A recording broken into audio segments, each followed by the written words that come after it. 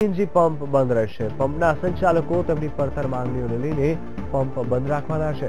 દક્ષિણ ગુજરાતના 80 CNG pump છે તેઓની માંગણી નહીં સંતોષાય ત્યાં સુધી અચોક્કસ મુદતની હડતાલ પર જવાની પણ તેમને ચીમકી ઉચ્ચારી છે.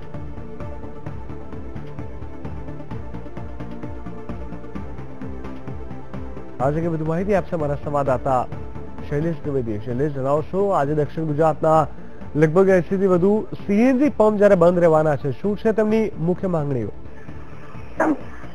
સીએનજી પંપ સંચાલકોનું જે એસોસિએશન છે તેમની ઘણા લાંબા સમયથી કમિશન સહિતની માંગણીઓ છે અને એ માંગણીઓ હજી સુધી પૂરી થઈ નથી. ખાસ કરીને આજે જયારે એમણે હડતાલનું એલાન કર્યું છે તેને પગલે જે સીએનજી કાર વાહન ચાલકો છે એમને ખૂબ ભારે મુશ્કેલી પડી રહી છે.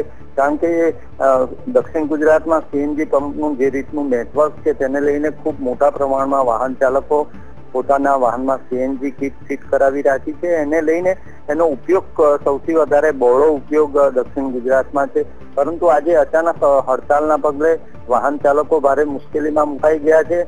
બીજી તરફ સીએનજી પંપ સંચાલકોનું કહેવું છે કે જો તેમની માંગણીઓનો યોગ્ય પડઘો નહીં પડે, સ્વીકાર નહીં થાય, યોગ્ય ઉકેલ નહીં આવે તો આગામી દિવસોમાં તેઓ અચોક્કસ મુદતની હડતાલ પર જવાના છે.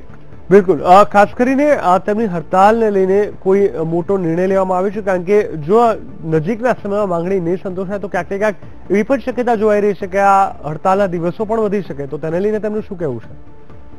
જી, ખાસ કરીને હજી હડતાલની શરૂઆત થઈ છે. હવે સરકાર તરફથી કોઈ સાનુકૂળ પ્રતિસાદ નહીં મળે, કોઈ વાટાઘાટો સહિતનું યોગ્ય વાતાવરણ નહીં બને તો આગામી દિવસોમાં ચોક્કસપણે સીએનજી પંપ સંચાલકો વધુ આક્રમક રીતે પોતાની લડત આગળ વધારવાના મૂડમાં છે. બિલકુલ, સમગ્ર માહિતી આપવા માટે ધન્યવાદ શૈલેષ.